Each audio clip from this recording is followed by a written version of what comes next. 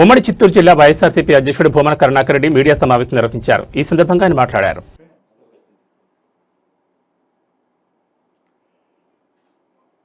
టీటీడీలో మరో కొత్త వివాదం.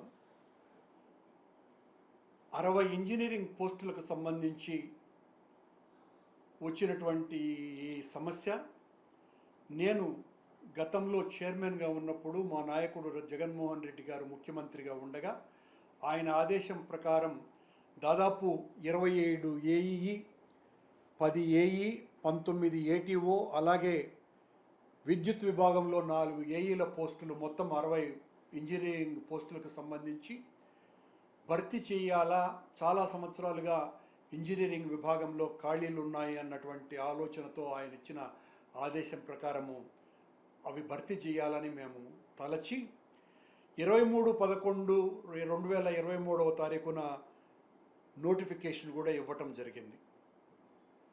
దానికి సంబంధించి దాదాపు 38,000 మందికి పైగా అభ్యర్థులు ఎంతో ఆశతో దరఖాస్తులను కూడా చేసుకున్నారు.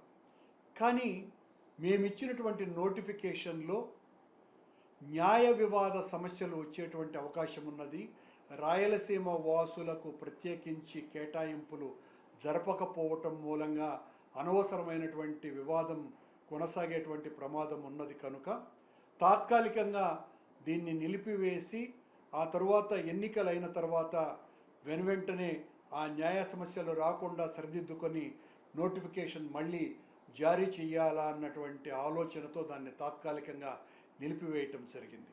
కానీ కూటమి వచ్చిన తరువాత 1.5 సంవత్సరాలకు బిఆర్ నాయుడు అధ్యక్షుడైన 1.5 సంవత్సరాలకు ఈ మే నెల 10-11 తారీఖులలో దీనికి సంబంధించి మళ్ళీ నోటిఫికేషన్ ఇచ్చారు భర్తీ కోసమని.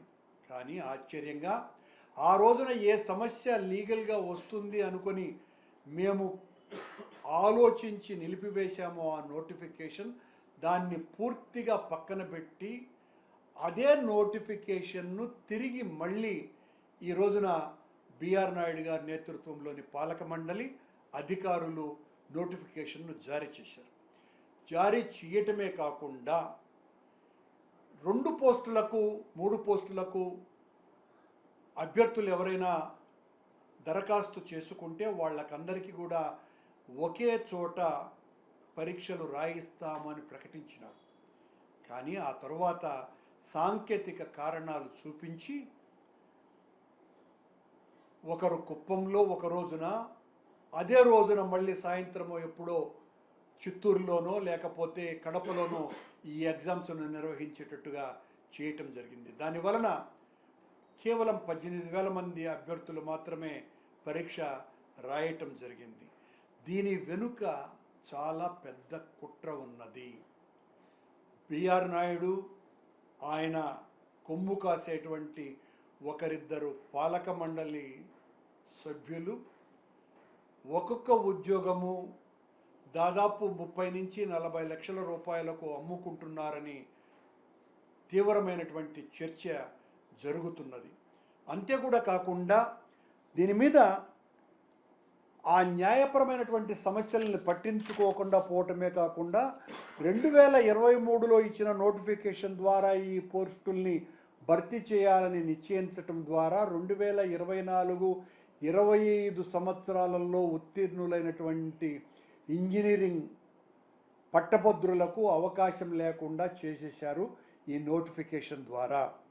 రాష్ట్రం మొత్తం ఒకే జోన్గా పరిగణించేలా ఇచ్చినటువంటి ఈ నోటిఫికేషన్ అలా గతంలో మేము ఇచ్చి ఆ పొరపాటును సవరించుకొని రాయలసీమ వాసులకు ప్రత్యేకంగా అవకాశం కల్పించాలా అన్నటువంటి ఆలోచన చేసినటువంటి మా నిర్ణయంని పూర్తిగా పక్కకు నెట్టేసి ఈ రోజున రాష్ట్రమంతా కూడా ఒకే జోన్గా ప్రకటించి ఈ నోటిఫికేషన్ ఇవ్వటం జరిగింది.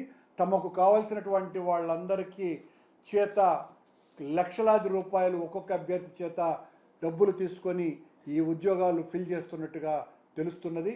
వెంటనే దీని మీద తగు విచారణ జరిపించాలి.